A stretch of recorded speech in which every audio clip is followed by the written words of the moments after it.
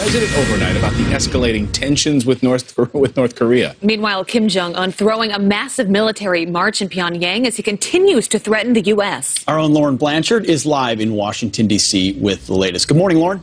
Good morning, Abby, Pete, Clayton. Well, the president has urged China to step up in a big way to put pressure on North Korea. But China has said it alone can't force North Korea to give up its nuclear ambitions, despite being the North's largest economic partner. In yesterday's call, the Chinese president asked both the U.S. and North Korea to tone down the rhetoric before it worsens the situation. China has long maintained that dialogue is the only solution, and President Trump agreed, but he wanted peace, but he has also said he'll meet North Korea with fire and fury if it acts on recent threats. Nobody loves a peaceful solution better than President Trump, that I can tell you. Hopefully it'll all work out. But this has been going on for many years. Would have been a lot easier to solve this years ago before they were in the position that they're in. But we will see what happens. We think that lots of good things could happen, and we could also have a bad solution.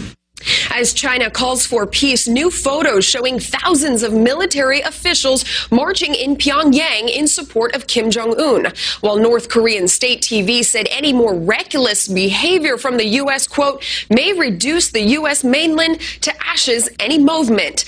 Their state TV also threatened the U.S. for the harsh new sanctions leveled on the rogue regime by the United Nations Security Council.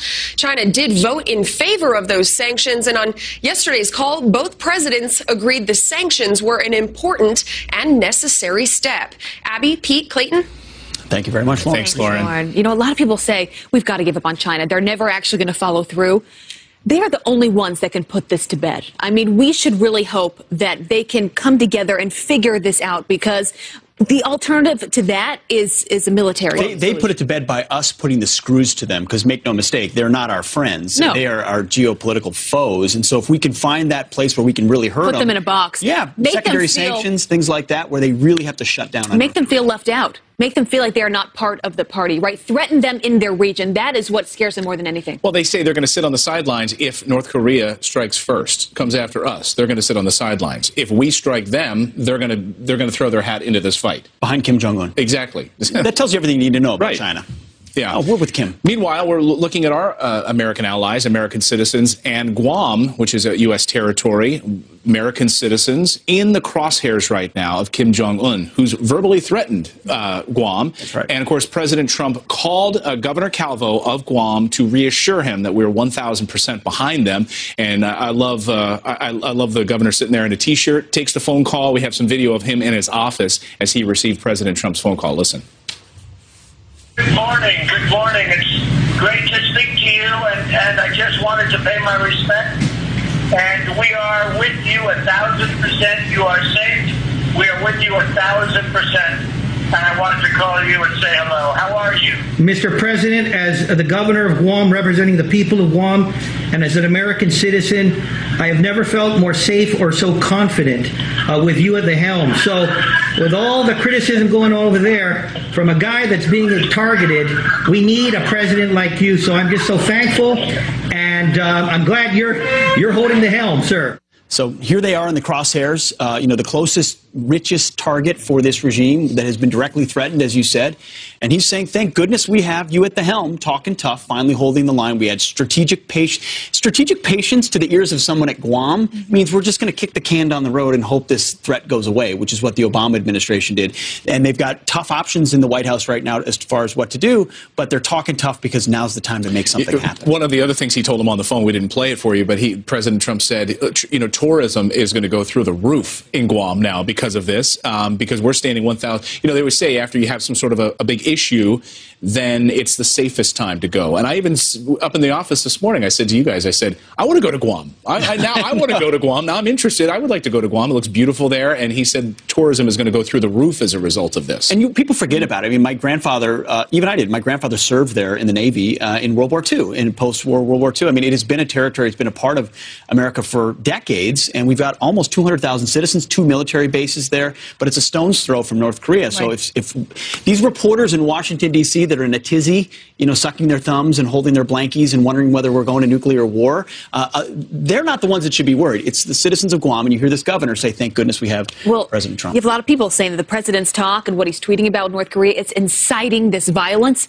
It's a rhetoric we haven't really heard towards North Korea. And there are a lot of the people in this country that feel like finally we are getting tough with Kim Jong-un, and it's such an irrational player. So the president is doubling down on that tough talk, and he's responding to all of those critics. Here's what he said.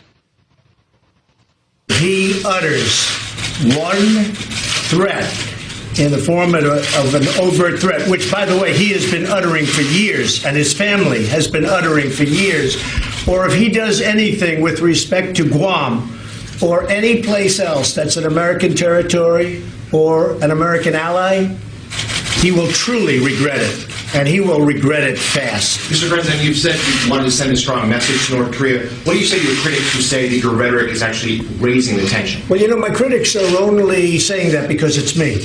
If somebody else uttered the exact same words that I uttered, they'd say, what a great statement, what a wonderful statement.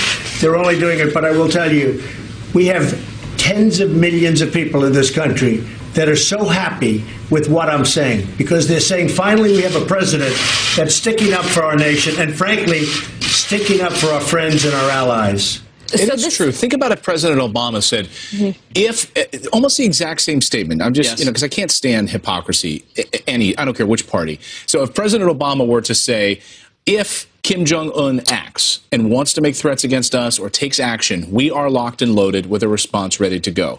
Would the response be as tizzied as it was the other day? The opposite. No, it would be the opposite. This was a message, though, the president. That message was for here in the United States, but also for North Korea and for China. He's saying someone very different is in charge. And if I'm going to draw that red line, I'm actually going to follow through with that. Yes. That is the game that we're playing right now. But Democrats, they're still not having it. Yeah, or I'm not going to set a red line that I'm not prepared to enforce, which he's been very responsible about as well, as opposed to Barack Obama and his Syrian red line. But Democrats, including the deputy DNC chair, keep that in mind. This is the number 2 inside the Democratic Party in our country today, has this to say, comparing our president to Kim Jong-un. Take a listen. North Korea is a serious thing. You have this guy making bellicose threats against somebody else who has very little to lose over there. And Kim Jong-un, the world always thought he was not a responsible leader. Well, he's acting more responsible than this guy is. And what I'm telling you is that once you start seeing missile launches, you're going to see the time for cranking up the anti-war machine is right now. If you don't want to get caught deer in the headlights, start calling for diplomacy in North Korea immediately. Ladies and gentlemen, that is your modern Democratic Party. Crank up the anti-war machine as we stare down a dictator who says he wants to bring our country to ashes. Think about that. North Korea acting more responsible than our president. So he then pulled that back and said that he didn't want to repeat that because people were taking it out of context. I mean, I agree with this. I agree with this. Look, if we can have diplomacy, no one wants a nuclear war. Of course. But that they're acting more responsibly than we are, that's the laughable part. No wonder he wanted to walk that back. Yeah. Kim Jong-un literally took an anti-aircraft gun and shot his uncle through with it. Starving millions of people, threatening to nuke the United States and many other parts of this world. I mean, we don't have enough show left to explain all the stuff that he's done. Get a grip, people. Yes. All right. Well, coming up, it was the cornerstone of his presidential campaign. Don't even think about it. We will build the wall. We all know who's paying for it. Now Democrats are doing everything they can to make sure that doesn't happen, including shutting down the government. And one congresswoman calling the NRA and Dana Loesch a national security threat. This morning, Dana is firing back.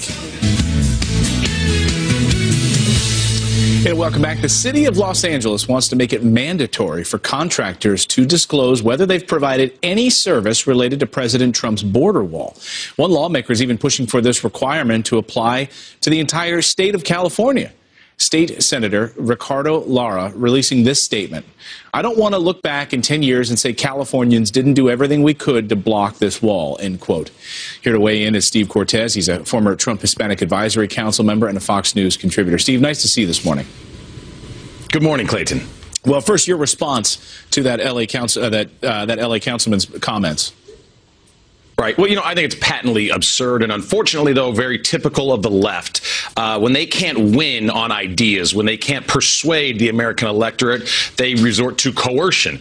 So instead of winning in the marketplace of ideas, they're trying to use the marketplace of business to try to force businesses to comply with them. And I think, by the way, ironically, some of the people who would be most hurt if they want to start penalizing contractors would be legal immigrants who have always been deeply involved in the construction industry. So they might be hurting some of the very people they claim to be protecting. I mean, it seems almost, it seems like something would happen under a dictatorship.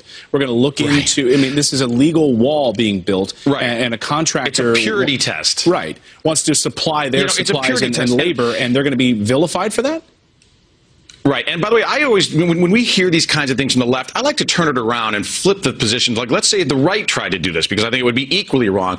Imagine if the state of Texas were to say any contractor who was involved in building a Planned Parenthood clinic can no longer do business with the state of Texas or with the city of Dallas because we're a pro-life state. I think that would be equally absurd. If this is a legal business, the contractors are allowed to build it. If it's a legal wall, which the people loudly demanded, by the way, in the 2016 election, I was part of the Trump campaign, and I can tell you that nothing got the response at our rallies and among the Trump base like building the wall did. Because, and by the way, that's not anti-Mexico. It's not because we hate Mexico. We lock our doors at night in our homes, not because we hate those on the outside, but because we love those on the inside and we want to protect them. Here's another quote from a Los Angeles City Council member on this whole issue. He says, we want to know if there are people who do business with the city of Los Angeles who wish to profit from building a wall that would divide us from our nearest and dearest neighbor, Mexico. So basically, would you call this a blacklisting? I think in many ways it is. Like I mentioned before, it's really kind of a purity test. What I also think is going on there, though, and this is happening in my city of Chicago as well, where Rahm Emanuel is suing the Department of Justice over sanctuary cities, I think both in Los Angeles and Chicago, these are attempts by these city governments that are largely failing their populations, that are crime-ridden, poverty-ridden. These are attempts at a diversion. So the city of Los Angeles, unfortunately, has more people living in poverty than any city in America. In Los Angeles County, 40% of the population is on Medicaid. It's a system that largely is not working. Income inequality is massive, perhaps worse than anywhere else in the country. So I think this is a diversionary tactic. Don't look at our failings here. Look at this target over there. But I think eventually it won't work. The American people demanded a wall. This is clearly a federal issue, not a state or local issue, and then the wall's being built. Unbelievable. I'd love to hear from our viewers this morning on this issue. Friends at foxnews.com. You can weigh in on that. Steve, great to see you this morning. Thanks so much. Thanks for having me. All right, coming up here on the show, video is insane. A police officer jumps from an overpass